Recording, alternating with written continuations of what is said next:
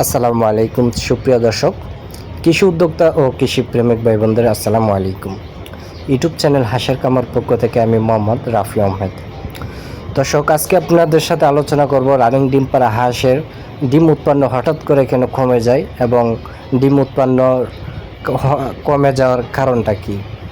দর্শক, আপনারা যারা নতুন খামারি আছেন, প্রথম অবস্থায় হাঁস আনলেন, দেখা যাচ্ছে প্রথমে 1-2 দিন ভালো ডিমে আসে, তারপর কি দেখা যাচ্ছে ডিমের পার্সেন্টেজটা কমে যায়, আস্তে আস্তে পার্সেন্টেজ কমে যায়। সেই ক্ষেত্রে আপনারা কি কোনো ওষুধ বা এরকম কিছু দিলে কাজ হবে না, কারণ আপনার যে জায়গাতে লালন পালন করতেছে ওই জায়গায় সমস্যা। যারা আবদ্ধ অবস্থায় লালন পালন করতেছেন পুকুরে বা দিঘিতে, ওই জায়গায় দেখতে হবে সেই পানিটা পরিষ্কার আছে কি না।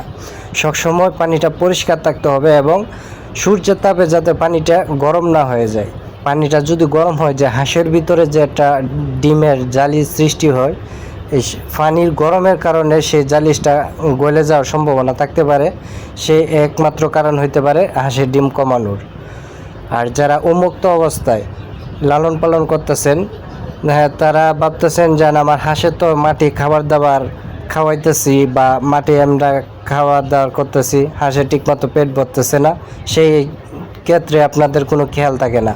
আপনার যতই মাঠে খাওয়ান, দিন শেষে আপনাকে দেখতে হবে যে হাঁসটার পেট ভরছে কিনা। হাঁসের যদি পেট না ভরে, সে ডিমটা দিবে কোথা থেকে। সেক্ষেত্রে আপনাকে কিছু ধান, গম বা শামুক কিছু খাওয়াইতে পারেন। সন্ধ্যার দিকে হাঁসে কিছু খাবার দাবার দিয়ে সেটা বইরা দিলেন, দেখবেন ডিম উৎপন্ন বাইরে যাবে। আর যারা ভাবতেছেন যে ডিম উৎপন্ন বাড়তেছে বা হঠাৎ করে কমে গেছে, তাদের মূল কারণ হচ্ছে যে আপনার পানি। আপনারা যে জায়গার মধ্যে হাঁস রাখতেছেন, ওই যে এই জায়গার পানি গরম থাকলে হাঁসের ডিম উৎপন্ন কম থাকবে। ওই জায়গার পানি যদি নোংরা থাকে, হাঁসের ডিম উৎপন্ন কম থাকবে।